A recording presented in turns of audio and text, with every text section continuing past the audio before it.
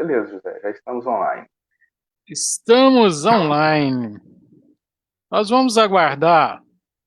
Já estamos online. Vamos aguardar um pouquinho, porque os nossos amigos ainda não começaram a visualizar. Hum, Professor Vinícius, não, já visualizou, mas ainda não não entrou. sei.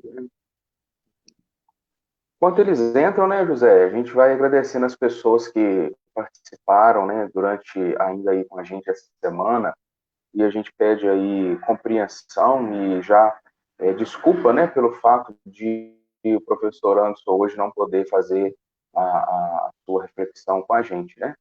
Então, Sim, devido a isso, voltemos nós aqui, os organizadores da semana, a gente não pode deixar passar, né, sim, essa semana com um dia aí, sem a gente refletir um pouco sobre a filosofia. Haja vista que a filosofia, ela é muito bem comentada, inclusive, pelo professor Vinícius ontem, que agora já participa com a gente como o livista, né, também da noite. Ela é, né, essa disciplina que, sem nenhuma pretensão, é a mãe de outras e de todas, por que não dizer de todas as disciplinas, que possibilita uma compreensão mais humana e melhor do ser humano. sim, com certeza. Professor Vinícius, boa noite, seja bem-vindo. Boa noite. Desculpa aí o pequeno atraso, Não, né? sem Assim, problema. a gente um dia vai Então, aprender a ser jornalista ainda, se acostumar com o horário, Vamos, né? A gente tem dificuldade em ser britânico com os horários, né? sim. é, é, vocês acham que já podemos começar? Sim, Ah, não acredito está que aberto sim. ainda não? Não, já Não, já estamos ao estamos vivo. online. Já Já estamos estamos ao Desculpa, vivo. online bem e que ao eu ia vivo. fazer uma brincadeira aqui, ainda bem que eu não fiz, mas eu nem sabia que estava bem aberto. Ótimo. Mas fique à vontade, professor Vinícius, até porque a filosofia também é essa possibilidade cômica de ver a vida, né? Ver a vida como ela é. É, ver Ah, a vida como sim. ela é. O humor faz parte da vida. Sem humor, Sim, a vida não tem imagine, alegria, prazer. não tem sentido, né, professor Espírito? Sim, Mesmo. Eu acho que no dia que o ser humano perder a fé, né, não só no sentido religioso, mas na fé no sentido humano, como uma força interior motivacional, e perder o humor, o ser humano perdeu tudo na vida. Eu acho que o humor ele consegue fazer o ser humano a lidar a lidar com o sofrimento com menos dificuldade. Eu Sim, penso sim, assim, sim, né? com com Acho que certeza. certeza. falta um pouco de humor. As pessoas vivem assim tensas o tempo inteiro. A gente dá patadas e mal resposta. A gente tem discursos para poder dar mal resposta às pessoas o tempo inteiro. A gente vive armado 24 horas. Né? Sim, Então, Sim, o humor ele funciona como uma balança aí que essa, equilibra as nossas essa válvula de emoções, né? escape, né? Essa válvula de é, escape, né, professor? existe uma expressão latina, não me lembro de qual autor, que diz ridendo castiga timores. É rindo que você pune os costumes. Rindo O você pune. riso faz Olha, parte de uma crítica social. eu, assim, fico muito feliz de estar participando dessa live hoje e estrategicamente no meio de vocês dois, porque eu posso dizer, assim, que eu estou ao lado de dois grandes baluartes da filosofia e o que eu disser estarei, assim, ancorado no ombro desses dois grandes mestres, né? Então, é um prazer muito grande aqui de estar dividindo essa tela com vocês dois. Com Senhor, permita um satisfação. sentar à minha direita e outro à minha esquerda? Isso. Tá certo. Quem está no Muito centro bem. é o maior. Pelo Aqui. menos, pelo menos fisicamente, né, professor Espírito? Uhum. Não, em todos os sentidos. Essa frase, o Aqui. professor José, essa frase que você falou em latim, logo É, me vem à mente, eu acredito que essa frase deve ser de Voltaire. Tem um cheiro de Voltaire essa frase para mim? é, pode, Não pode ser sei. também. O professor saiu aí. Pode ser também, mas tá. Parece-me que é um autor antigo, latino, tem a ver com Parece que ter usado esse aquelas termo deve ter sido sátiras, né? no período Aqueles pós-helenista. ex-satiro. Uhum. Deve ser mesmo, deve ser. O professor aí parece que caiu, teve um problema com a internet. Isso, Já está voltei. voltando. Pronto, voltei. Mudou Isso. de posição. Eu saí para mudar de lugar. Bom, não quis ficar no centro. Já que existe essa fala do professor Vinícius, né? Permita que fique à direita e à esquerda, então permita que eu fique à direita. Mas é porque houve um problema técnico aqui, tá, gente? Desculpa aí, pessoal da live, desculpa. Professor Isidro, nós já podemos, né, dentro desse contexto agora, fazer as devidas considerações para iniciarmos a nossa live, né? Sim. Pessoal, boa noite a todos. Como o professor Eudécio já disse aqui bem no início da live, o professor Anderson Fernandes de Oliveira estava escalado para a conferência dessa noite, ele teve um imprevisto, não pôde comparecer, né, à nossa live. Então a gente pede desculpa e nós aqui que somos da organização, a gente logo já tinha um tema assim de reserva e a gente entra para conversar sobre este tema. Será um colóquio, né, uma conversa a 3 pessoas. E o nosso tema proposto é filosofia, conceitos, ensino e aplicações contemporâneas. É um tema que ele serve para um público em geral, não só um público especializado, mas principalmente quem não tem um contato ainda tão frequente ou ainda não tem um conhecimento ou não estudou filosofia, está tendo o primeiro contato, a gente vai trabalhar o que é a filosofia, né, qual que é a relação do nosso país, a educação pública brasileira com o ensino da filosofia e as aplicações possíveis.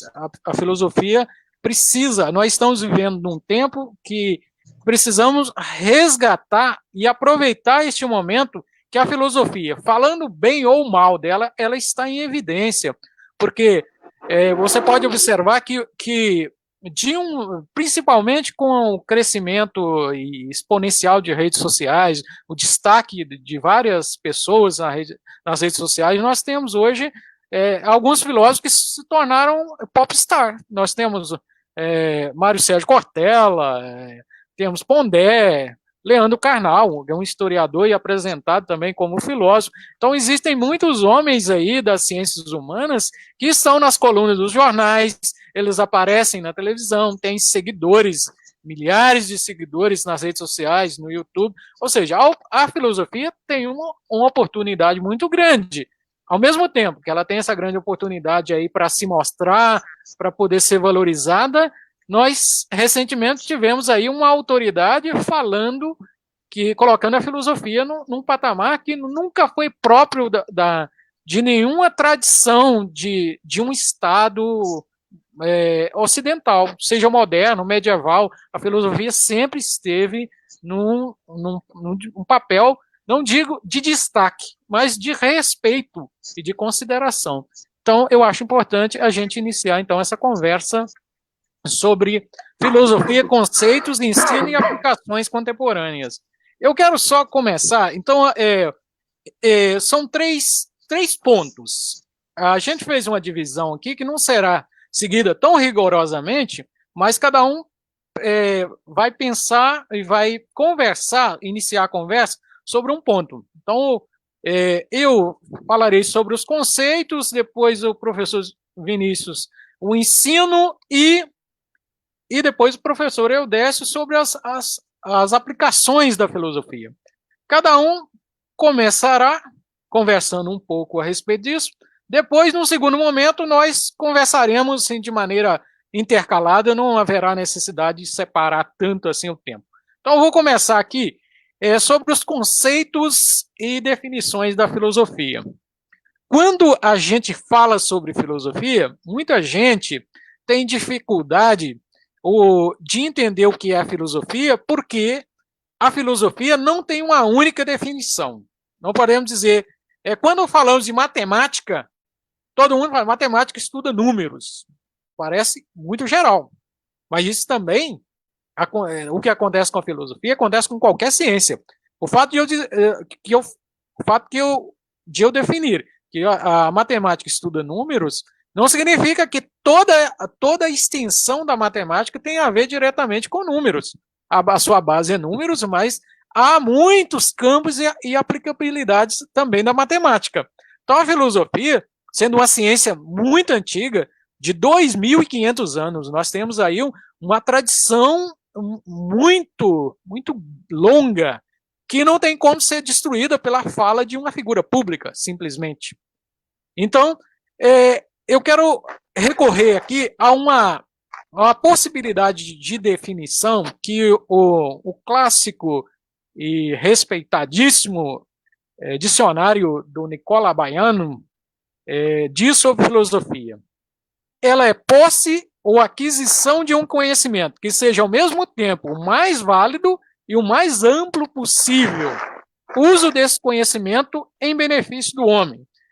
Este dicionário começa falando que a filosofia, ela é, ao mesmo tempo, um conhecimento teórico, mas também um conhecimento prático, porque se preocupa com a compreensão do mundo, da realidade, de tudo que está à nossa volta a partir de um ponto de vista especulativo, ou seja, reflexivo, dizer o que, por quê, de onde veio, para que isso, qual é o sentido, mas também, num segundo momento, é um conhecimento que é prático, porque não é simplesmente eu querer saber por quê, o que, de tudo que está na minha volta, principalmente daquelas grandes objetos que são da metafísica clássica, que vem lá desde a antiguidade grega, que é a preocupação com o Deus, o homem, mundo.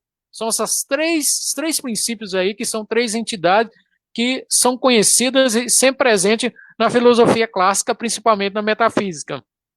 Então, esta é a definição do aspecto especulativo, ou seja, teórico da filosofia. Mas tem um aspecto prático da filosofia, que o filósofo não quer simplesmente saber o que é, por quê, de onde veio, para onde vai, qual o sentido.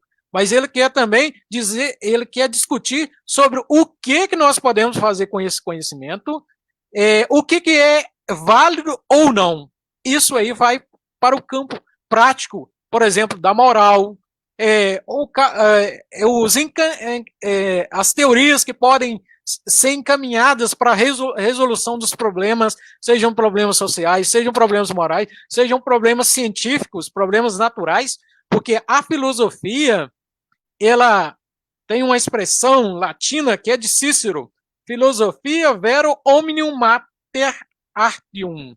A filosofia é verdadeiramente a mãe de todas as artes, porque ao lado da matemática, desde o início da filosofia, no século VI, V a.C., nós temos aí uma longa tradição que tem duas disciplinas que formaram toda a tradição intelectual do Ocidente. Quais são elas? A filosofia e a matemática. Elas duas vêm produzindo tudo aquilo que nós fizemos enquanto humanidade, conhecemos, entendemos sobre o funcionamento da natureza, do mundo, do ser humano. Todas essas significações, todo esse patrimônio intelectual foi principalmente produzido a partir dessas duas ciências. A partir da Revolução Científica do século XVII, começa ali no século XVI, as transformações do Renascimento, mas definitivamente nós teremos uma transformação do conceito de ciência a partir do século XVII. A filosofia até ali, ela funcionava como uma espécie de um guarda-chuva. Todas as ciências estavam debaixo da filosofia. Aí, a partir desse momento, algumas vão ganhando independência, tornando-se especializadas, mas a filosofia não fica desamparada, ela define o seu campo. E essas aplicações, elas são diversas. Com o surgimento da modernidade, a filosofia vai discutir, por exemplo, qual que é o método mais adequado para buscar o conhecimento, para encontrar um conhecimento que tem validade universal.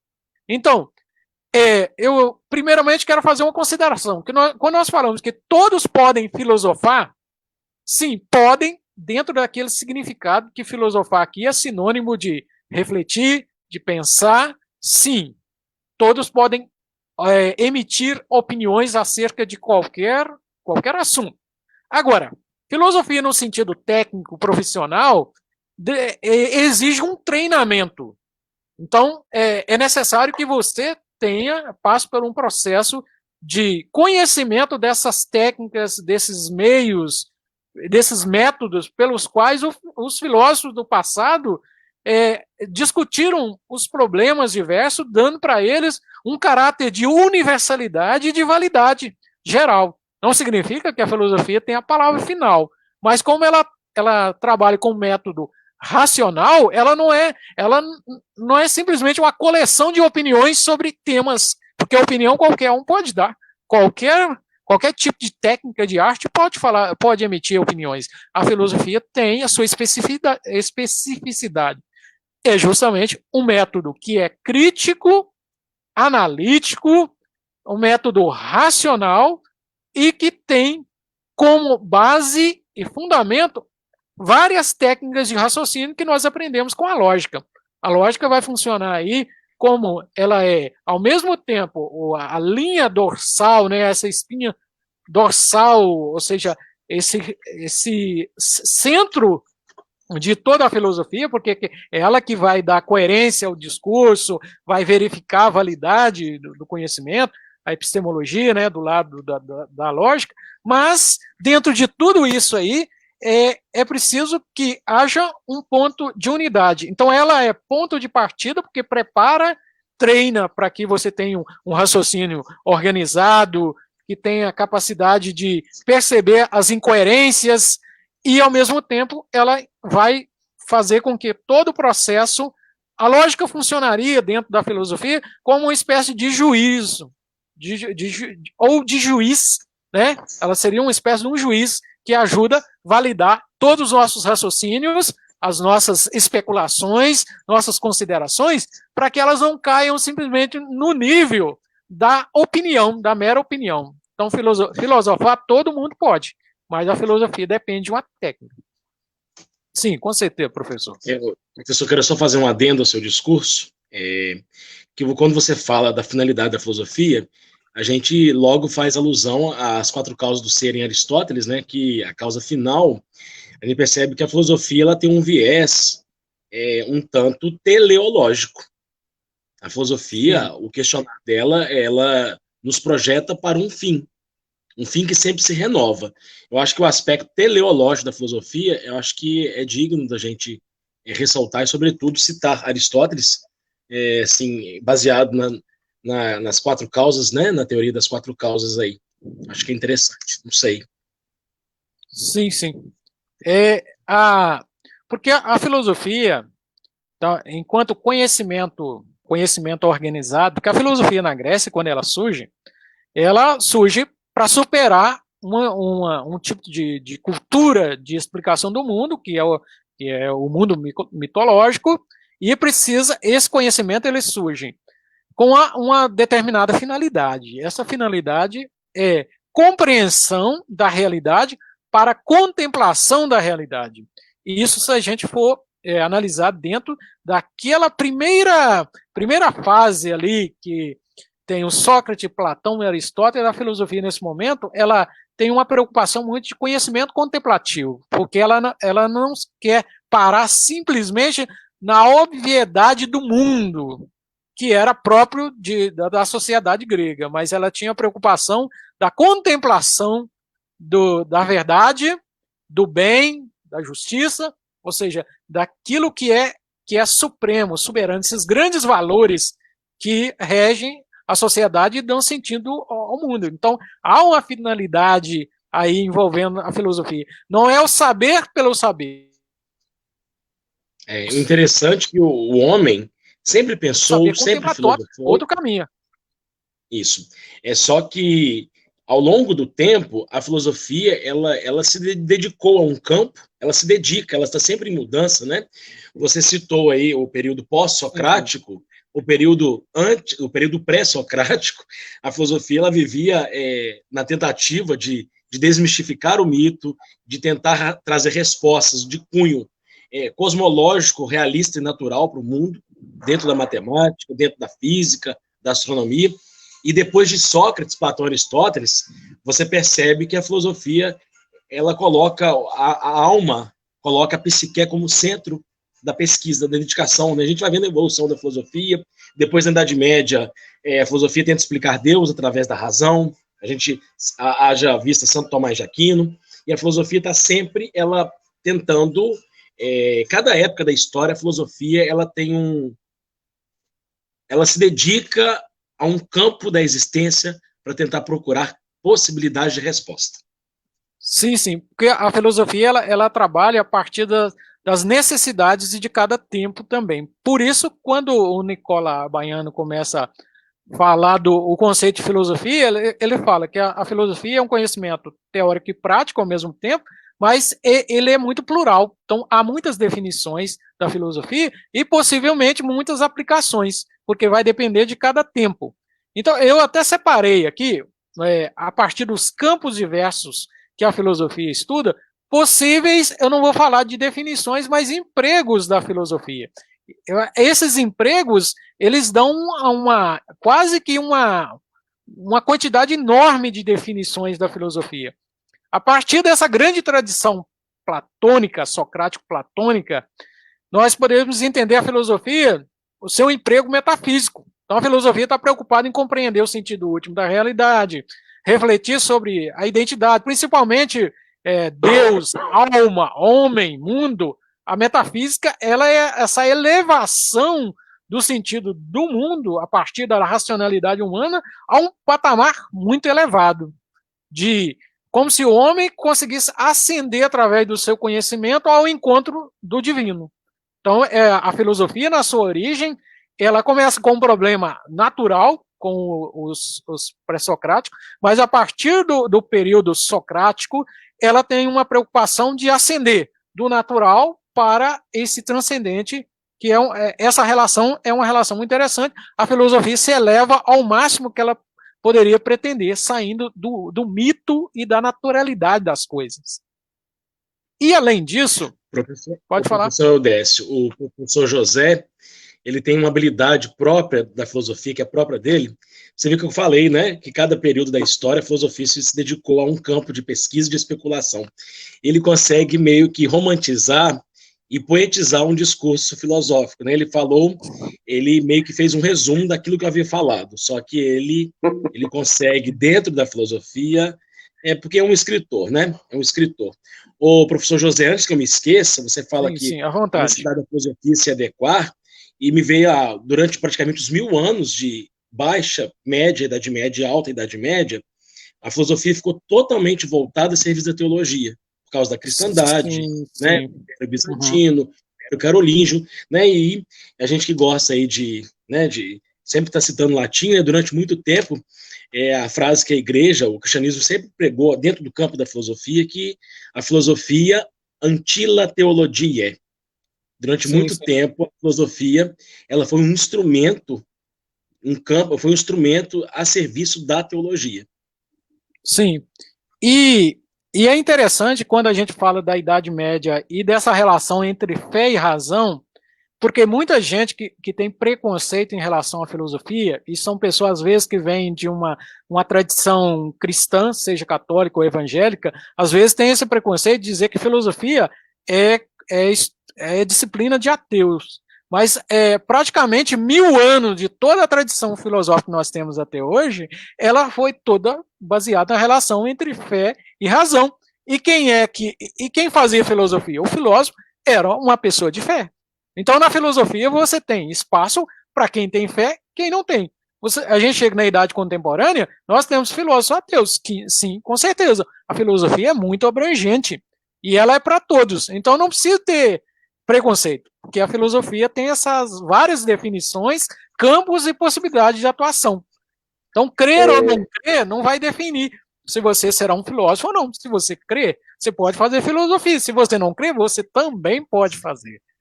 Sim, professor. Parafraseando o Shakespeare, né? Crer ou não crer, eis a questão. Me veio à mente agora isso. Né? Crer ou não crer, eis a questão. É muito interessante, né, essa exposição do professor José, e justamente assim as implicações que você, professor Vinícius, vai impostando. Eu gostaria de deixar um pequeno comentário, embora assim daqui a pouco é a minha vez de falar, porque a filosofia ela está na mudança, porque o homem está em perfeita mudança. E só pode fazer filosofia o ser humano. É o ser humano que é capaz de fazer essa filosofia. E em relação à filosofia e teologia, as grandes implicações que nós temos hoje, por exemplo, de dualismo, céu, inferno, corpo e alma, ela se deve no contexto religioso ao contexto filosófico. Por que não dizer a Platão e Aristóteles, que foram aí as grandes bases, os grandes mananciais de Agostinho, né, e Tomás de Aquino, que são hoje para nós os dois baluartes da cristandade. Então é muito Sim, interessante a gente observar essa dimensão filosófica. sim. Nesta mesma direção, eu falei de um primeiro, tentando vencer um primeiro preconceito, que seria filosofia é de ateus? Não é. O segundo preconceito também, principalmente nesses tempos de conversas nas redes sociais sobre a validade ou não da filosofia, muitas pessoas também estão achando que a filosofia se reduz. Isso aí tem a ver muito com a polarização política, se reduz ou marxismo para quem é de esquerda ou ao atomismo quem é de direita. A filosofia não se reduz a isso. A filosofia é muito ampla, tem uma diversidade de correntes e que você pode estudar aquela que der melhores respostas para você, mas o espírito do filósofo tem que estar aberto a essa diversidade. Filosofia não é um ato de fé. Por exemplo, eu leio o filósofo, eu leio uma página de Nietzsche e faço uma confissão que eu creio em que Nietzsche está dizendo a verdade. Filosofia não é um ato de fé. Então, o fato de você ter ouvir um filósofo, entender a teoria dele, você não está se comprometendo de alguma forma, como se fosse uma confissão religiosa de seguir os princípios dele. Agora, a filosofia, ela exige que a gente conheça todas as correntes, as contrárias, as favoráveis, justamente para, ora, você vai refutar, ora, você vai defender. Então, não tem como aprender filosofia sem lidar com o contraditório. Isso é a necessidade que temos hoje. Ô José, eu recebi agora no WhatsApp aqui uma mensagem de Agostinho de Hipona, pediu para te perguntar sobre a expressão dele, o credere, ut intelligam. Está falando sobre o crer, o entender, a filosofia não é um ato de fé. O Agostinho de Hipona mandou mensagem para mim agora, pediu para te perguntar sobre o credere, ut intelligam, crer isso. para entender. Veja só, Santo Agostinho, a questão é o seguinte, a pessoa de fé, vou falar da pessoa de fé que eu estou aproveitando a oportunidade também para desfazer alguns preconceitos. A pessoa de fé pode se aproximar da filosofia? Sim, e ela deve, por quê? A fé, ela precisa de compreensão. A fé que fica só do nível da plena vontade, da emoção, ou simplesmente de maneira simples, sem uma explicação, sem um aprofundamento, ela corre o risco de cair no fideísmo. O fideísmo é aquela crença muito simples, sem explicação, sem respaldo, sem racionalidade, que pode ser a porta aberta para o fanatismo, o fundamentalismo. Então, a fé, ela exige compreensão. E a compreensão, alguns têm medo de que, à medida que você avança na compreensão, você pode sair da fé ou perder a fé. Isso pode acontecer sim, o ser humano está sujeito a qualquer tipo de transformação, mas pode ocorrer o contrário, se você fizer essa condução de uma maneira adequada e segura para você. Você pode, de repente, voltar à fé de uma maneira melhor e mais esclarecida, e talvez contribuir mais com o seu crescimento e o crescimento dos outros da comunidade onde você está inserido. Professor José Aristides, muito interessante a válida compreensão e colaboração de Tomás de Aquino, né? fico Agostinho? imaginando que ele deve ter de Sim. Agostinho, né? Não, do Tomás de Aquino, que se deslocou do túmulo e veio até a nós. Muito interessante aí, né? Essa visão. Inclusive, assim, vindo do professor Vinícius, como que atualiza, né? Como que a atualização do WhatsApp pelo Tomás de Aquino. Mas quando você diz a respeito da fé, eu acredito um pouco mais além do que você disse. A pessoa que realmente tem fé, quando ela encontra com o universo filosófico, ela dará razões dessa sua fé e possivelmente não perderá. Se perdeu é porque não tinha, porque aquilo que não tem não é possível perder. Mas aquilo que tem, é possível então dar uma peneirada, uma respaldada, uma polida, e eu acredito que, não sei se forçadamente falando, a filosofia ela entra neste campo para nos ajudar a entender quem ou o que realmente é a fé. Sim. A população brasileira é majoritariamente religiosa e se considera de tradição cristã. Mas a gente vê, ao mesmo tempo, o crescimento de um certo fundamentalismo. Talvez a educação filosófica seria uma chave para superar essa possibilidade do fundamentalismo. A gente lamenta que tá sempre que sempre há, a gente às vezes a gente está sempre tentando defender a filosofia na vida da gente, seja no grupo de amigos, porque que se toda vez se remete à filosofia, existe esse conhecimento antecipado, que é um preconceito, de achar que a filosofia ela tá sempre contrária à espiritualidade, contrária à transcendência. Me veio tantas coisas aqui na cabeça, quantas vezes a filosofia ela serviu de suporte e de aliada para a fé, para a religião, para a ciência da religião, né? Quantos termos nós usamos dentro do dualismo platônico que ilumina a nossa religião? A questão da hilemorfé, questão da teoria hilemórfica, são termos filosóficos, né? O cristianismo é interessante que o cristianismo foi capaz de pegar um termo grego, um termo filosófico, o hilemorfismo, e levar e cristianizar o hilemorfismo, né, a ponto de chamar Jesus Cristo de um ser teândrico. Ele é antropós e teós, ele é homem-deus. Isso aí, a filosofia, ela nos ajuda, um suporte, né, para a gente poder dialogar entre ciência e fé, história e religião, fé e razão. Eu acho que a filosofia, ela consegue adentrar, estar. A filosofia, ela tem capacidade de dialogar com todas as ciências, em todas as situações. Desde uma filosofia mais simples, desde uma filosofia um tanto complexa, como Kant, por exemplo, né? Parece que ele não gosta de mim, porque parece que eu não consigo compreendê-lo. Eu não sei. Não sei se vocês são amiguinhos de Kant. Eu não consigo. Mando mensagem no WhatsApp, ele não responde.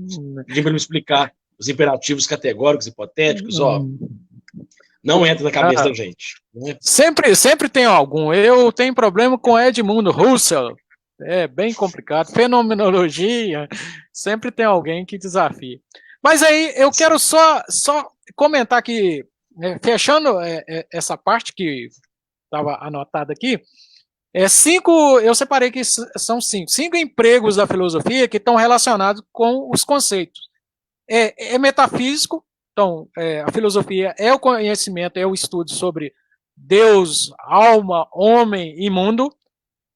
O emprego moral é o conhecimento da moral, dos valores, para poder ajudar o homem na sua conduta, no seu comportamento e também para atingir a sua felicidade.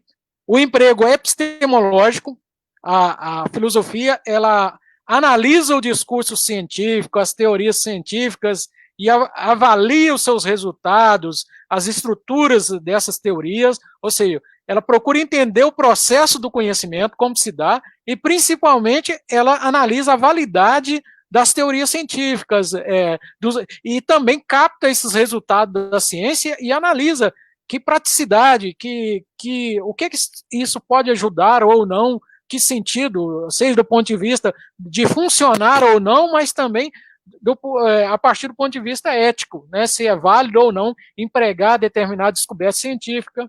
O emprego político, a filosofia discute teorias políticas, funcionamento do Estado, como avaliar melhor os assuntos públicos. Então, a filosofia te dá a capacidade. É falsa essa ideia de que filosofia, no Brasil, produziu apenas uma forma de pensamento, como se a filosofia é só produzir pessoas que voltado para o marxismo, né, para a esquerda. Não, filosofia, a tradição filosófica brasileira produziu pessoas em todos os espectros políticos. Não há essa hegemonia num único sentido. Só que a filosofia, ela tem que ser crítica em relação a qualquer sistema político. Nós temos grandes homens aí como filósofos, como Habermas, John Rawls, todos eles têm teorias políticas que influenciaram grandes homens aí, homens públicos, pessoas, programas de governo para o mundo afora. Então a filosofia influencia a política? Influencia, mas ela também lida com a ciência, lida com a moral, lida com a metafísica, com a religião, e outro campo, o emprego possível da filosofia é o autoconhecimento. Ela é importante para o conhecimento do mundo, do outro, da sociedade, mas o autoconhecimento, principalmente o emprego terapêutico. Os epicuristas, estoicos, cínicos, também têm esse emprego terapêutico. E contemporaneamente, há pouco tempo, isso é coisa de 10, 15 anos, surgiu um ramo da filosofia, que é a filosofia clínica, que ainda está em processo de ser reconhecida por alguns órgãos, mas a filosofia clínica é esse tipo de emprego da filosofia, também para ajudar as pessoas terapeuticamente, para que elas melhorem seus comportamentos, que melhorem sua qualidade de vida psíquica. Então, a filosofia... Então, o que é a filosofia? Filosofia, por fim, é um conhecimento que, empregando um método racional, crítico, analítico, avaliativo, procura unir no homem o seu conhecimento, o seu saber especulativo ao saber prático, trazendo isso, é a definição que fecha toda a ideia e a compreensão do Abaiano no seu dicionário, em benefício do homem.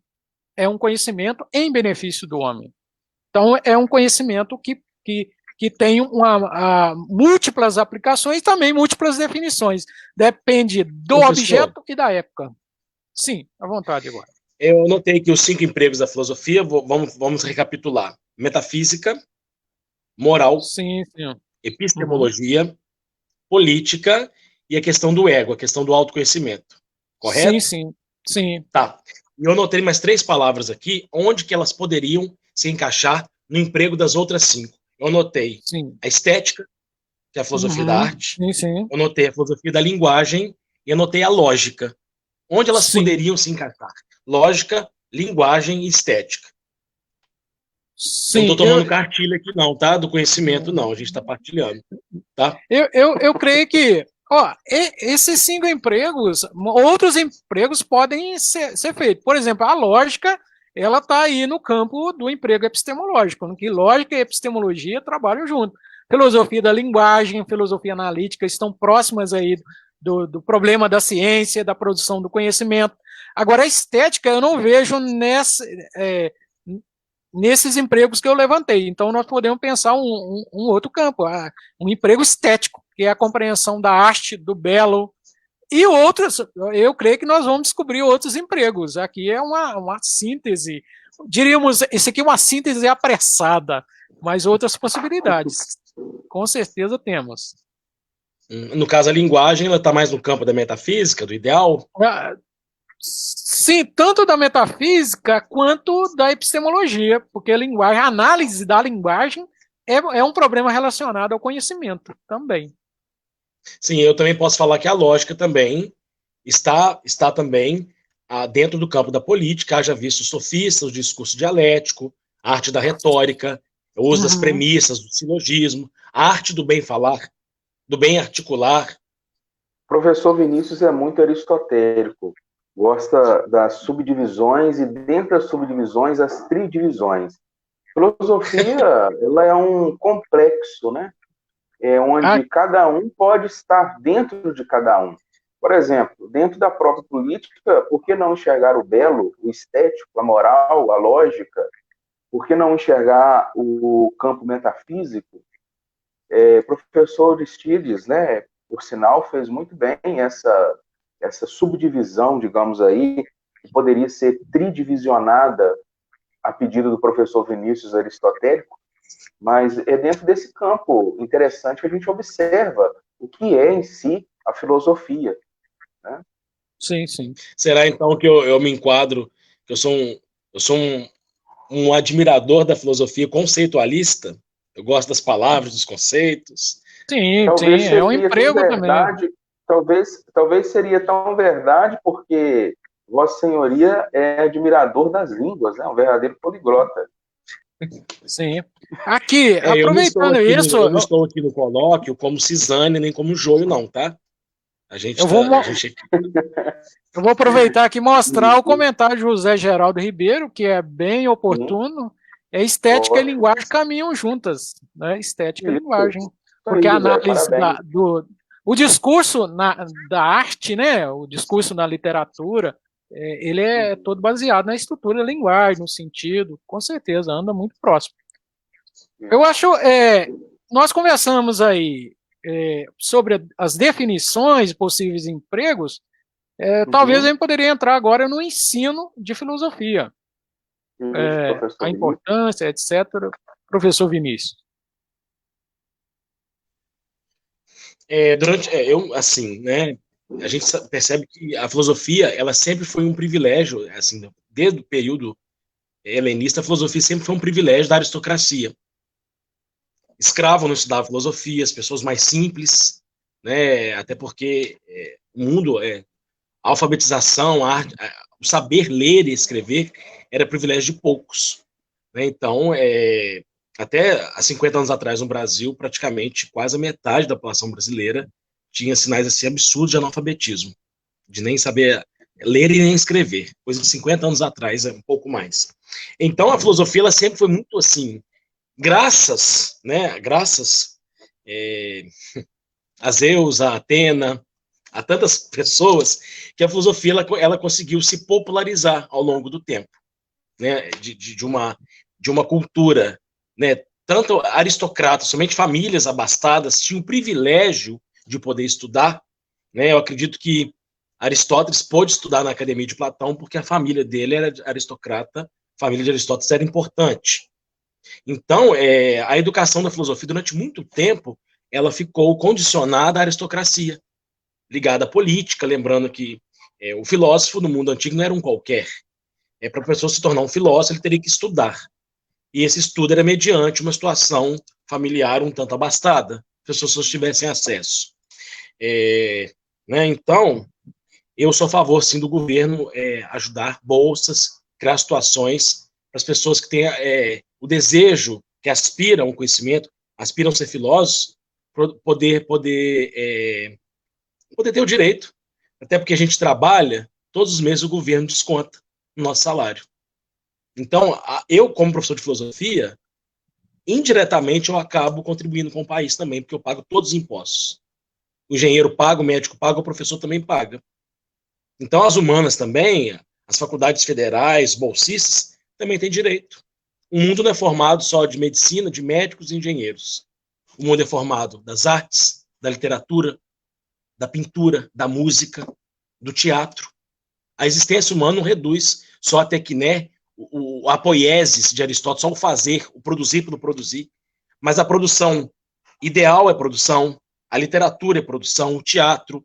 Então, eu acho que a filosofia, ela tem essa função humanizante, que a gente sempre está falando isso.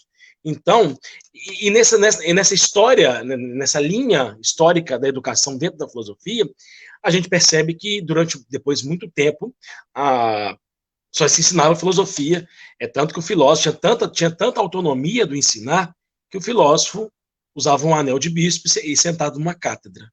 E o filósofo pronunciava em nome de uma religião.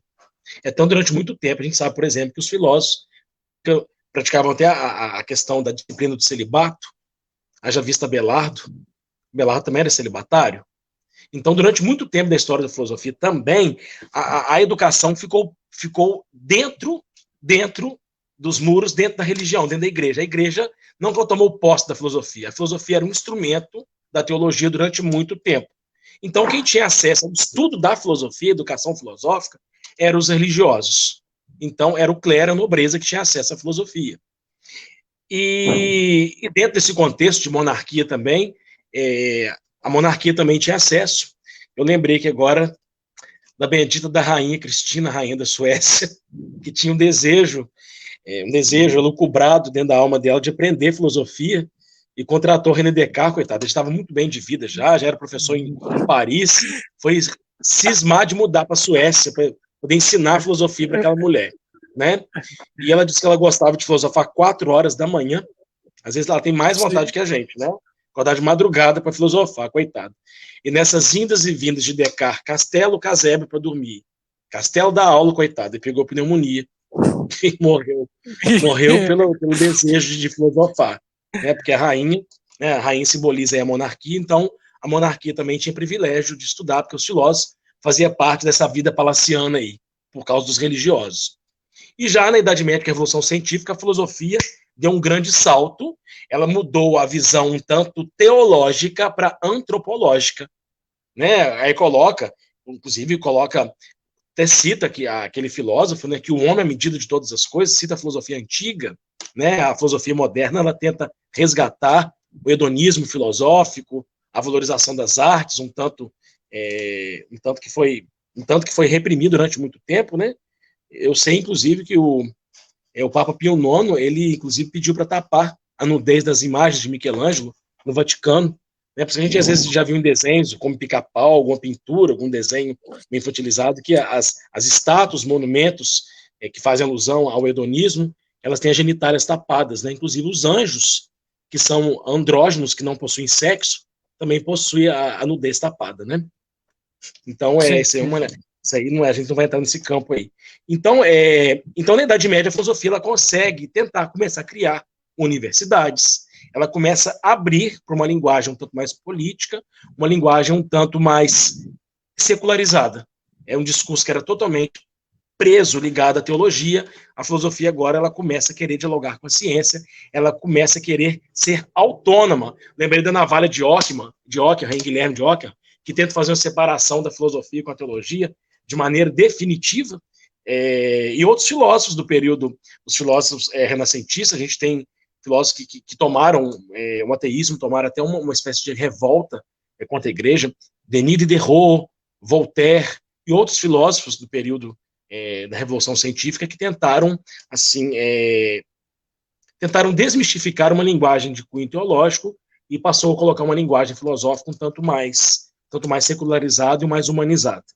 E a filosofia sofreu esse tempo de mudança durante a Idade Média e logo a Idade Moderna, e a filosofia ela começa a adentrar, lembrando que ainda a educação pública, de acesso, alfabetização, isso já é uma coisa mais já do século XX. Então a filosofia aí, ela tentou estar junto, né? Lembrando que eu sei muito bem que o Dom Pedro II tinha uma grande veneração para a filosofia, que ele era um homem muito inteligente, estudado. O Dom Pedro II ele valorizava as artes, a arte filosófica. E a gente, falando em educação, eu estou falando aqui de um processo de evolução da filosofia ao longo do comportamento humano. Eu não sei se é isso, José, que você falou para a gente falar sobre a educação na filosofia. Eu estou fazendo meio que um retrospecto histórico do processo filosófico ao longo do comportamento humano, desde o período pré-socrático. E a filosofia, no Brasil, ela teve ela teve um infortúnio de ter sido retirada das diretrizes escolares em 1963, com a ditadura militar. Eu não sei por que a filosofia incomoda tantas pessoas, né? Eu acho que o que deveria incomodar as pessoas são os defeitos, não a qualidade de pensar. Mas se os governos, né, totalitaristas enxergam que a liberdade humana, que o pensamento subjetivo, ele permite o ser humano escolher uma verdade para si, uma verdade para viver, então ela acabou sendo perseguida. Então ela ficou aí praticamente... O Brasil tem uma defasagem no processo educacional filosófico, uma defasagem de 40 anos. Então você e nós agora, nós fazemos parte dessa reintegração da sociologia nas escolas. Ela foi aprovada em 2008. O José, eu acredito, já tem uns 10 anos quase de magistério. Então você já pegou a inserção da filosofia. O professor Eudécio, não sei quando começou o magistério, eu comecei o magistério em 2013, que eu comecei a ser professor de filosofia. Eu não sei os demais quando que voltaram, acredito que foi em 2012. 2012, então você tem um ano de magistério na minha frente. Eu comecei em 2011. Uma então, experiência de curso superior. Nós começamos a readaptação da filosofia. Sim. Só uma informação que eu anotei, que é importante. A filosofia oficialmente foi retirada pela Lei 5.692 de 1971. Eu fiz uma conta aqui, foram 3 gerações de brasileiros que frequentaram a escola que não tiveram formação de filosofia na educação básica. Então, ela volta em 2008 pela Lei 11.684. Então, são 3 gerações. Então, nós estamos dialogando com pessoas, quando falamos de filosofia, um grupo muito grande que nunca viu, só escuta falar. O preconceito tem a ver também com essa falta de contato, de tradição. E eu achava que só o caviar, que eu nunca vi, só ouço falar, filosofia também, ela é uma pérola aí, né? Sim, sim.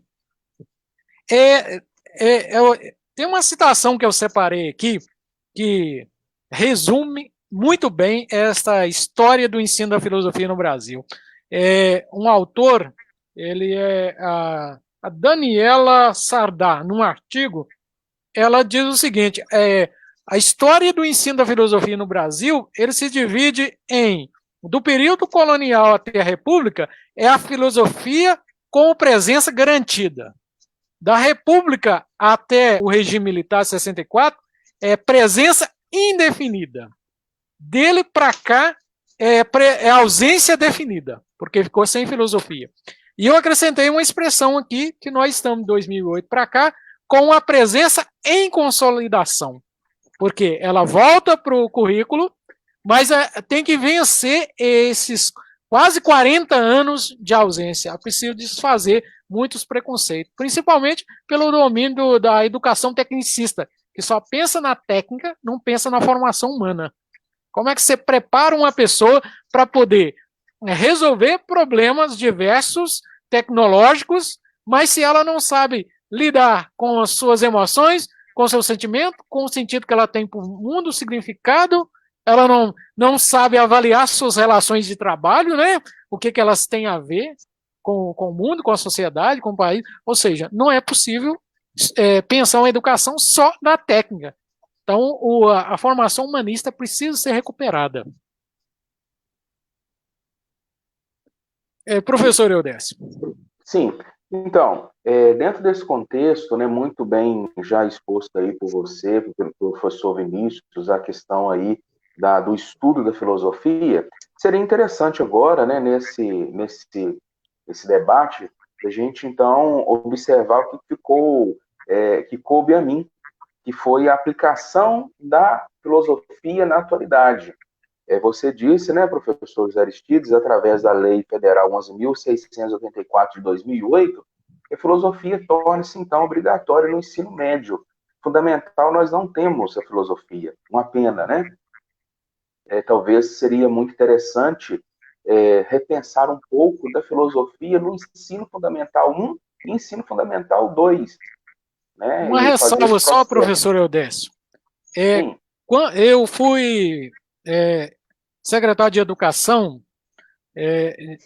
no período de 2012 até 13, depois 15 e 16.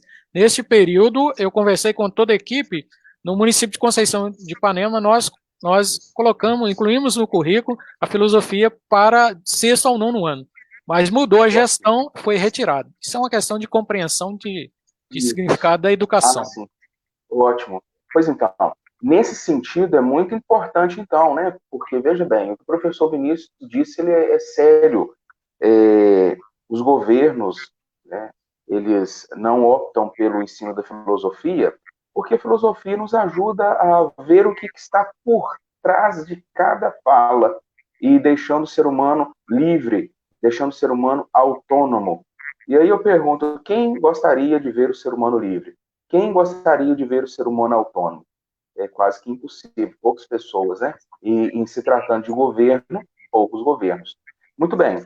Dentro desse sentido, a aplicabilidade da filosofia, ela tem um problema seríssimo também com os professores de filosofia. Se nós observarmos de 2008 para cá, quem são os professores de filosofia? São formados realmente em filosofia ou são formados em áreas afins à filosofia? em áreas das ciências humanas, como, por exemplo, a história, a geografia, língua portuguesa. Como eu disse, nada de contrário a esses professores. Mas vejam bem, se eu sou professor de história, eu sei história, e daí eu vou tentar encaixar o contexto filosófico dentro da história. Se eu sou professor de língua portuguesa, eu vou tentar encaixar a filosofia dentro do universo da língua portuguesa. E daí trabalhar diversos textos explicando, dentro do contexto da língua portuguesa, a filosofia. Acredito que o grande problema, e talvez assim, a grande dificuldade de compreensão da filosofia, seja também pela não especialização de filosofia. Hoje, nós três, né, professor Vinícius, você e eu, nós temos em nossa bagagem a formação filosófica, mas que nos ajuda e nos possibilita fazer essa reflexão, a transitar no universo filosófico. Mas pessoas, né, que com muita boa vontade exercem o magistério e não são habilitadas nessa disciplina de filosofia e sociologia, deixam a desejar, e talvez por isso que a filosofia ela encontra esse um pouco de problema, um problema que é muito fácil de ser sanado. O professor Vinícius disse muito bem, todos podem filosofar, e todos filosofam, criança, por que eu estou queimando meu dedo? Por que eu não posso sair? Enfim, mas conhecer a técnica, o ser professor de filosofia, então é necessário mergulharmos em uma ideia filosófica, em uma corrente filosófica, compreender as correntes filosóficas. Até porque, como a filosofia está em mudança, é importante a gente compreender o que fez essa mudança na filosofia. Né? Filosofia, como você disse, professor Zé Aristides, não é um ato de fé, mas eu preciso acreditar em qualquer filósofo. E esse acreditar em qualquer filósofo não significa, por exemplo, hoje eu acredito em Heidegger e eu acho que minha vida seria pautada por Heidegger. Mas amanhã eu conheço Habermas e a minha vida será pautada por Habermas. Depois de amanhã eu conheço Marx e a minha vida será pautada a partir de Karl Marx, por que não? E em seguida eu conheço Friedrich Nietzsche e a minha vida será pautada por Friedrich Nietzsche, por que não? Então, isso é importante, essa mobilidade da filosofia, até porque o tempo nos proporciona isso. Dentro desse contexto, a gente poderia, aristotelicamente falando, o professor Vinícius, que gosta aí das divisões do conhecimento, a gente poderia dividir aí a aplicação da filosofia em 4 áreas, que não se resume a somente elas, né? A área do conhecimento técnico, do conhecimento crítico, do conhecimento motivacional e terapêutico e do conhecimento epistemológico, muito bem abrangido aqui e nos passado pelo professor mestre José Aristides. Qual que seria essa área do conhecimento técnico? A filosofia ela traz uma preparação para as demais ciências. Nesse sentido, nós podemos dizer que a filosofia, como José Aristides e Vinícius já citaram latim e grego, você arriscar em citar também aqui que a filosofia seria a mater, né? A mãe Ou das em demais grego, a ciências. propedêutica. Olha, viu? Por isso que agora, estrategicamente, eu estou no meio de vocês, né? E entre estar no meio, eu não gostaria de ser um medíocre, como você muito apresentou ontem, professor Vinícius.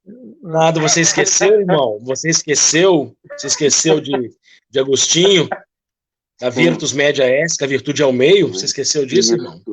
Sim, mas aí não poderia estar no meio para trás, mas no meio para frente. Né? Então, vejam, essa possibilidade de argumentar com as outras disciplinas, né? Com a matemática, que muito é filosofia, e a matemática é música, e a música é filosofia, e assim por diante. Conversando com o professor Emanuel, grande amigo que eu tenho lá na Escola Estadual Dom Cavati, e quando falava com ele a respeito da lógica aristotélica, ele disse assim, poxa vida, isso aqui funciona como se fosse o sistema do computador. Eu falei, olha, nem sabia. Então, é um contexto que a filosofia consegue dialogar.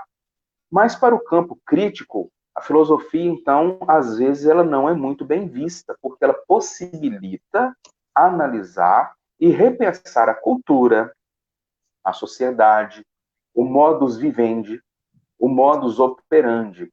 E aí eu percebo que existem, né, diversas modalidades do ensino que não gosta de repensar, então, como o viver e como o praticar, né?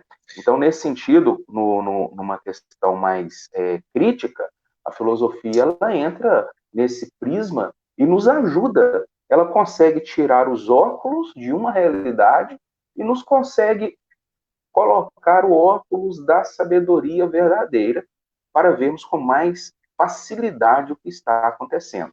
Ainda mais, aprofundando um pouco naquilo que o José passa para nós, O professor ela Décio, entra, sim, já que o nosso colega está esboçando um sorriso, eu não sou aristotélico, mas querendo ser aristotélico, eu poderia subdividir essa definição crítica que você fez da filosofia em filosofia política e filosofia moral.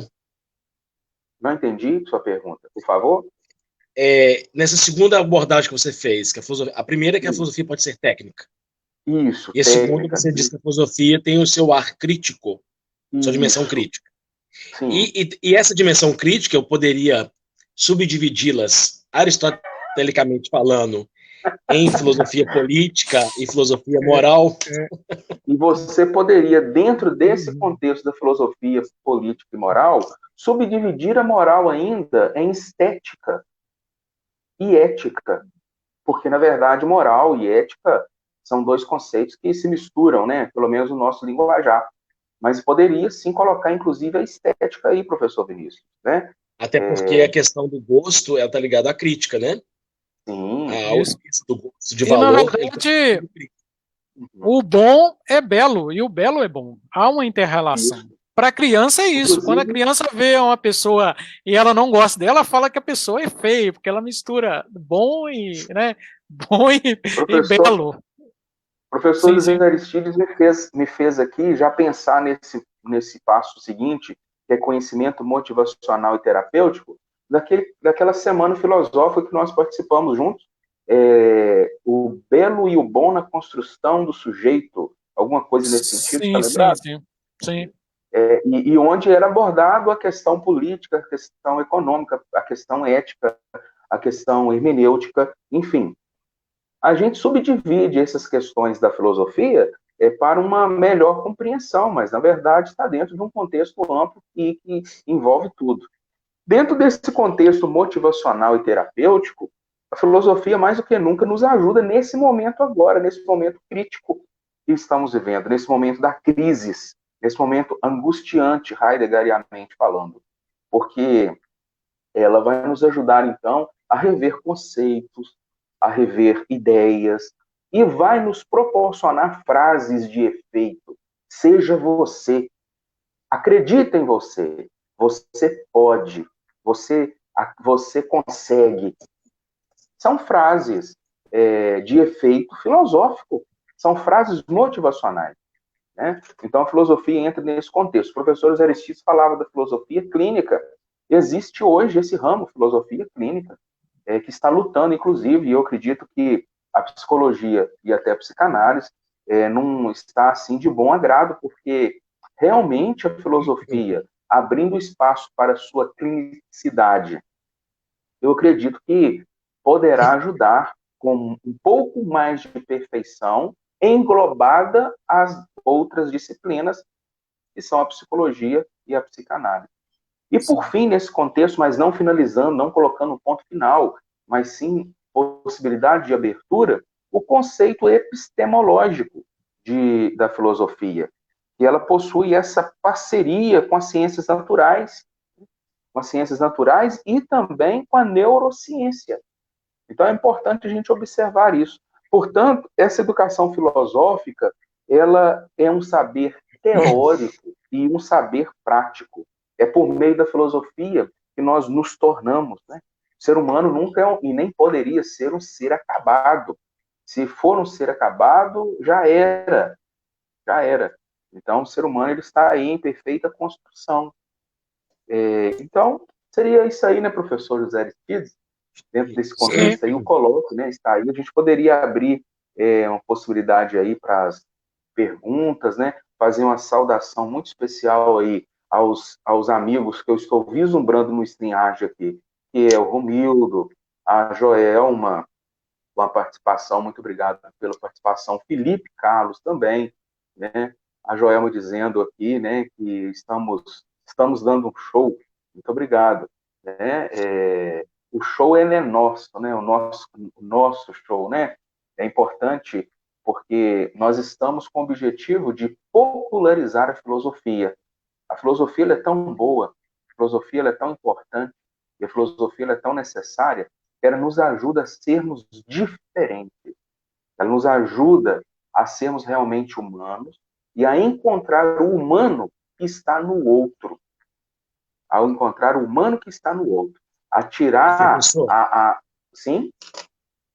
não sei se você já teve se você já viveu esse preconceito, esse bullying dentro do magistério. Eu não sei se você já foi enquadrado como o professor de filosofia, ele é afamado como diferentão de todo o corpo docente de uma escola. O professor de filosofia ele carrega para si a carga do diferente.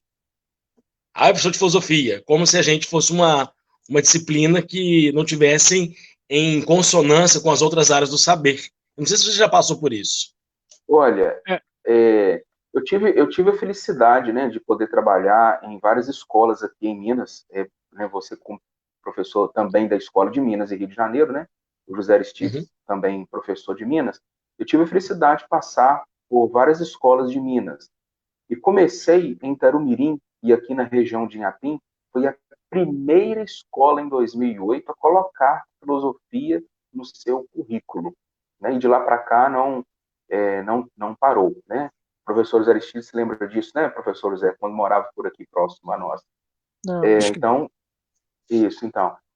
Tarumirim foi a primeira escola a colocar filosofia nessa região aqui, né? Em Inhapim, Caratinga, Iapu, São João do Oriente. Tarumirim foi a pioneira, em 2008, né? Assim que O saiu a José já lei. morou em Na Apim, já, época, José? na época, professor, na época, Não, não. professora, na época, a professora Angelina, né, era diretora, então ela colocou essa disciplina. Bom, as escolas onde eu trabalhei, professor Vinícius, eu fui precedido por excelentes professores de filosofia que contribuíram não no aspecto só pedagógico, mas no aspecto também comportamental. Eu tive essa graça, essa felicidade de poder trabalhar nessas escolas que os meus antecessores puderam, com muita presteza e habilidade, prezar pelo contexto da filosofia. Eu vou te confessar com muita sinceridade que no magistério eu não passei por isso, por essa questão assim, nossa, vem professor de filosofia de novo, é doido, é diferentão, né? Mas no campo com os alunos, né, na discência, e sim, eu realmente já encontrei alguns alunos dizendo, nossa, professor de filosofia, acredita em Deus? Você acredita em Deus? A primeira pergunta quando a gente chega na sala de aula que não é conhecido pelos alunos, né, a primeira aula que você tem, que você nem sabe o nome dos alunos e nem ele de você, a primeira pergunta que eles fazem é essa: você acredita em Deus? Deus existe? E às vezes quando a gente fala, não, ele não existe, aí as pessoas, nossa mãe, então é isso que eu pensava mesmo, é doido. E aí a gente explica que ele não existe, ele é. E a diferença entre não existir e ser, né? Ser em Deus. E a segunda grande questão é aquilo relacionado àquilo que o professor José Aristides muito bem disse sobre a politização do conhecimento. Quem estuda filosofia é marxista. Eu acredito que você já deve ter ouvido falar sobre isso, né? Professor José Aristides, não sei, mas quem estuda filosofia ou sociologia, no meu caso, por exemplo, é marxista. Você é adepto de Marx? Então, alguns pais e alguns alunos me perguntaram, e às vezes até perguntam isso, né? Ainda mais quando eu deixo essa barba crescer, e aí já diz, ó, oh, você tá querendo parecer o Marx. Não tem nada a ver com isso. Não tem nada a ver, né? Eu aprecio, né, a filosofia marxista, inclusive o meu trabalho de conclusão de curso de graduação em sociologia foi de Marx, e de pós-graduação foi de Maquiavel, né? que é outro também filósofo muito mal compreendido. Então, quando a gente despolitiza a filosofia, despolitiza a sociologia, a gente compreende de fato a essência dessas disciplinas, que é nos ajudar a compreender o bom, a compreender o belo, a desvendar a essência que é o ser humano. Então, nesse sentido, eu tive muita felicidade, né? E hoje, né, de poder estar trabalhando na escola estadual Dom Cavate, aqui em Ubaporanga, com um corpo docente excelente, né, maravilhoso, juntamente com a gestão, né, que proporciona um livre trabalho para nós, inclusive um livre trabalho que foi convidado o professor José Aristides e você, né, professor Vinícius, que correu da raia, que foi um café filosófico que eu proponho para os alunos, né, proponho. A gente queria fazer uma gincana, lá para uma gincana filosófica, com torcida, com torcida igual gincana. Não, fazer uma gincana filosófica. Isso. Estou ansioso para que isso aconteça. Mas, então, nesse sentido, por onde eu passei do corpo docente, então, eu não senti essa grande diferença ou essa questão. Mas é lógico que há aqueles que olham meio de esgueia para a gente. Isso, assim, isso aí é fato. Interessante, o professor Décio, essa questão motivacional que você coloca, a filosofia ela traz um tanto de esperança, né? Essa motivação está ligada à esperança. E por que não a fé? A motivação interior de um ser humano, que motiva o ser humano a viver e se portar enquanto ser diante do mundo e diante de si mesmo, né? Então, acho que a filosofia ela mostra que a vida pode ser muito mais, né? Eu sou contra o pensamento Professor Vinícius, professora Joelma, ela diz aqui, num dos comentários muito interessante, que a filosofia é essa arma, né, que retira a trave que tem e essa viseira em nossos olhos, né? E a professora Joelma, diga-se de passagem, é minha esposa, minha digníssima. Então, um abraço para ela. Tá. Né? Essa pérola, né, que retira a viseira. Esse ar um tanto esperançoso da filosofia, eu não concordo, eu já li coisa dele, eu tenho algumas, eu acho, para não dizer que eu não concordo com ele, eu acho ele divertido, né? O Luiz Felipe Pondé diz que a vida humana se resumia a um churrasco num terraço, numa laje de uma casa. Acho que a vida não se resume no churrasco de laje, mas não que seja ruim fazer um churrasco numa laje, né? Mas a vida é mais que isso, né? Isso, com certeza. E você só pode fazer essa reflexão, professor Vinícius, devido, então, ao arcabouço teórico e técnico que você tem dentro do estudo da filosofia. Olha como que a filosofia é importante. De não ter que concordar simplesmente porque Pondé, diga-se de passagem, um grande filósofo, disse alguma coisa. Né? E eu fico com muito receio de resumir a vida humana ou resumir o ser humano em 2 pontos, alguma coisa.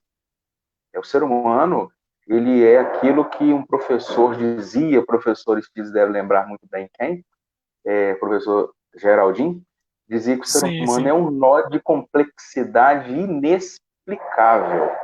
Então, isso. Muito saudades do professor Geraldinho. Saudades do professor Geraldinho. Né? E aqui faz mais do que nunca a sua menção e a sua atualidade, né, professor José? O ser humano é realmente um nó de complexidade inexplicável. Então, resumi-lo, ou resumir as suas ações em 2 pontos, alguma coisa, é empobrecer o que é, de fato, o ser humano. Aqui, valorizando as participações, o Felipe Carlos disse aí, uma frase do Epicuro: se queres a verdadeira liberdade, deves fazer-te servo da filosofia. Quero acrescentar aqui também que na carta a Meneceu, o Epicuro diz o seguinte, que nunca é tarde para poder filosofar, porque nunca é tarde para ser feliz. Ele faz uma equalização entre filosofar e ser feliz. O Salomão, nosso grande amigo e filósofo, usa aí uma provocação de Nietzsche na origem da tragédia. Nietzsche faz uma crítica a Sócrates como um problema por causa da imersão da consciência, Segundo assim, então, o homem, pela tomada de sua consciência da grande Gaia. O que nós pensamos sobre isso? Olha, José Aristides e Vinícius disseram os seus receios filosóficos, né, e as suas fraquezas filosóficas. Nada melhor do que reconhecer o ser humano como aquele que é fraco. Eu confesso para vocês que Nietzsche, embora eu esteja apaixonado por Nietzsche, de coração, mas eu tenho uma fraqueza intelectual enorme para compreendê-lo. Ora, a respeito de Nietzsche, muito bom a sua sinceridade. A respeito de Nietzsche, na minha exposição aqui, foi na segunda-feira, eu fiz algumas menções a Nietzsche para preparar uma crítica da razão. Realmente, nós temos um grande desafio. O que Nietzsche faz? Nietzsche toma o Sócrates como este modelo do professor, do mestre da razão, né? E aquele que transforma o homem na sua consciência. O problema, talvez, comece com Sócrates, mas ele vai ganhar muito mais força a partir de Platão, não tanto de Platão. Quando nós falamos do dualismo, reclamamos dessa força de Platão ter dividido o homem e ter levado tudo, elevado a tudo que é material ao plano transcendente, ou de alguma forma reduzida. Esse problema é do platonismo, que vai seguindo depois, e até mesmo depois do cristianismo, quando adota o platonismo. Então nós temos um desafio, sim. De alguma forma, a partir dessa tradição socrática platônica, o homem é retirado de alguma forma dessa naturalidade dele, do espaço da materialidade, e passa depois cindir o homem em duas partes, corpo e alma. Isso gerou esse dualismo que a gente critica muito. Mas também Sócrates tem um mérito, se ele é uma figura histórica, é o que eu acredito, por trás da figura literária está um Sócrates figura histórica, uma personalidade. Ele também teve o mérito de trazer para a filosofia essa valorização antropológica, valorização da alma, que era talvez um estágio necessário da filosofia. Vou continuar valorizando aqui, antes da gente já partir para os finalmente. Nós temos vários comentários. José Geraldo Ribeiro, muito obrigado, comentou, valorizou o nosso trabalho. A filosofia pode nos ajudar na formação crítica das pessoas. Esta é uma das possibilidades da filosofia, né? A filosofia pode ajudar na formação crítica, mas também em muitas outras dimensões.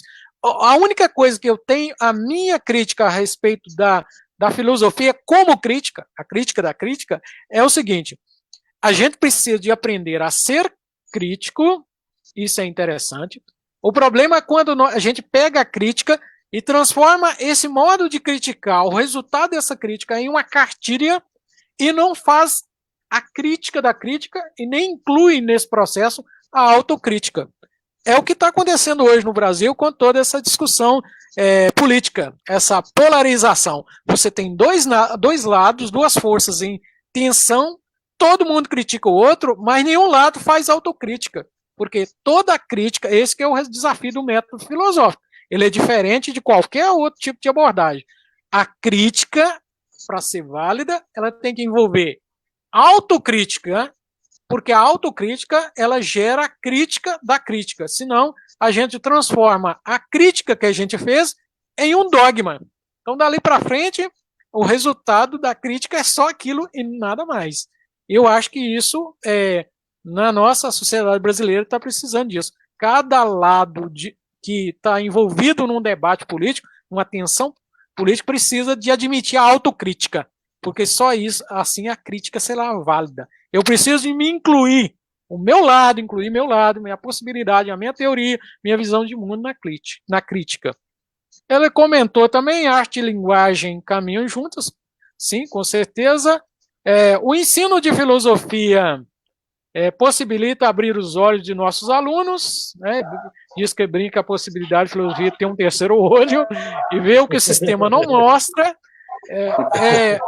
Realmente, a a filosofia tem essa capacidade também hermenêutica, não só de interpretação de texto, mas de interpretação de realidade também.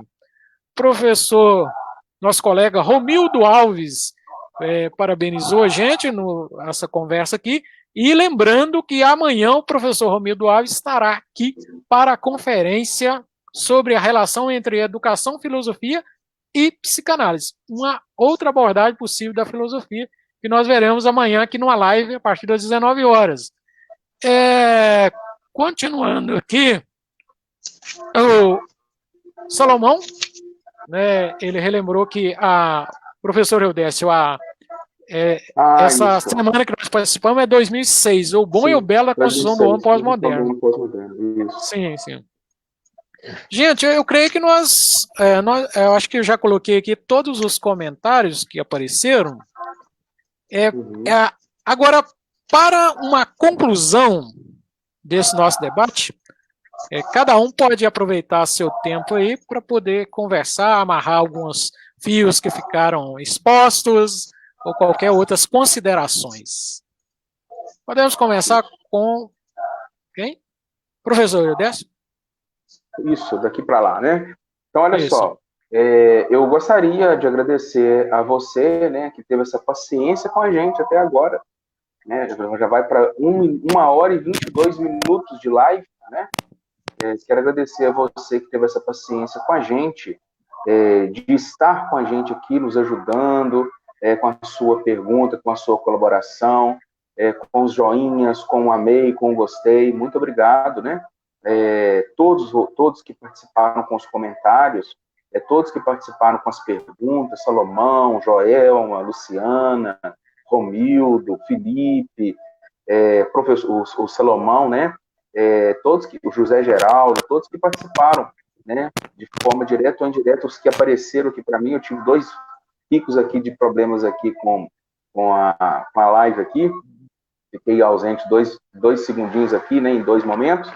Então, a gente quer agradecer, dizer para vocês que é muito importante a sua participação nessa Semana Filosófica. Essa Semana Filosófica que nós 3 estamos organizando, eu, o professor Vinícius e o professor José Aristides, tem a finalidade de ajudar você a compreender esse universo que dizem ser complicado, que dizem ser perigoso, e que dizem ser misterioso, e que dizem não valer nada, que é a filosofia. Dentro do valer nada, eu gostaria de pegar o conceito heideggeriano e dizer que realmente a filosofia não vale nada, porque ela é o tudo. É com ela que nós vamos aprender, de fato, o tudo. E a gente, né, da minha parte, eu quero dizer que é um prazer sempre incomensurável estar com vocês, partilhando, né, do conhecimento que é a filosofia. Um abraço a todos e nós esperamos amanhã você com a live com o professor Romildo. Professor Vinícius. Quero agradecer também a participação de todos, já ao longo desses 4 dias, caminhando conosco. Então, agradecer aos professores, ao professor José, ao professor Eudécio, os demais ainda que vão poder partilhar das suas experiências dentro dessa vivência prática da filosofia. Agradecer as pessoas que comentaram, que estão partilhando, nos valorizando aquilo que nós fazemos e realmente reconhecendo o papel da filosofia. Vocês começaram o início falando, e logo me veio à mente, no início da live, do Justin Garden, o escritor austríaco, o escritor norueguês, escreveu a obra em 1991, do Mundo de Sofia, né, e um ponto-chave dele que eu acho fantástico, ele fala que ao longo da nossa vida, ao longo da nossa infância, nós perdemos a capacidade de admirar com as coisas do mundo, né? Então a gente perdeu o essencial, que a filosofia sempre está nos lembrar que o ser humano ele foi tão tomado pelo ativismo, pelo fazer, que o ser humano deixou de parar, deixou de pensar. E o autor quer mostrar para a gente que o filosofar também é uma atitude um tanto pueril, no sentido da admiração e da curiosidade. O filósofo diz para a gente, o escritor, que os filósofos e as crianças têm uma coisa muito em comum, que o filósofo é um ser humano que, mesmo depois de adulto, ele continua tão receptivo e tão sensível às coisas quanto um bebê. Acho que a filosofia, ela tenta trazer para a gente justamente o desejo da gente nunca se contentar com as coisas do mundo, nunca se habituar. O filósofo é aquele ser que nunca aceita e nunca se habitua com tudo. O filósofo está sempre incomodado consigo mesmo, com o mundo. O filósofo sempre está trazendo dúvidas, trazendo curiosidades. E é muito interessante o trocadilho de palavras do Justin Gardner em relação que o filósofo permanece a vida inteira tão receptivo, tão criativo e curioso quanto um bebê. Eu acho que a nossa tentativa na filosofia, com essas lives, está partilhando as nossas ideias, é justamente fazer as pessoas reconhecerem não só da necessidade prática do exercício e do pensamento filosófico, mas que realmente ela tem muita coisa escondida. O José até citou aí, dentro do período histórico da educação brasileira, dessa lacuna aí. E para a gente tentar repaginar e tapar essa lacuna, é um grande esforço nessa parte, uma atitude um tanto corajosa, a gente tentar fazer, né? Não sou igual o Juscelino, né? Construir 50 anos em 5. Não sei, né, Juscelino? Mas a gente pode tentar, na nossa limitação, na nossa força de vontade e na nossa criatividade, trazer filosofia mais presente na vida das pessoas. Eu acho que é só isso mesmo. Sim, obrigado. Minhas palavras finais aqui, agradeço a todos que acompanharam a live, né? Tiveram essa paciência e aproveitaram essa oportunidade para conhecer mais sobre a filosofia. Eu quero só relembrar aqui que nós vamos até o sábado, nós temos amanhã e depois. Quem quiser adquirir, quem está acompanhando, vejo que tem umas pessoas acompanhando todos os dias. Se você quiser receber um certificado de participação, você envia um e-mail para a gente, eu vou colocar aqui na tela o e-mail, este e-mail aí, você envia com o seu nome completo, dizendo, eu quero um certificado de participação, que vai ser um lembrete, né? Um registro da sua participação.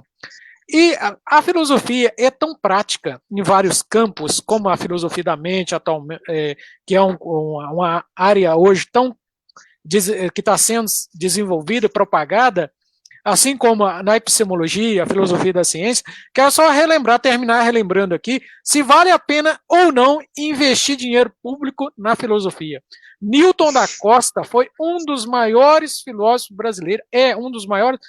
brasileiros, e o que este homem fez? Ele desenvolveu, contrariando uma grande tradição que vem desde a época de Aristóteles desenvolveu a lógica paraconsistente.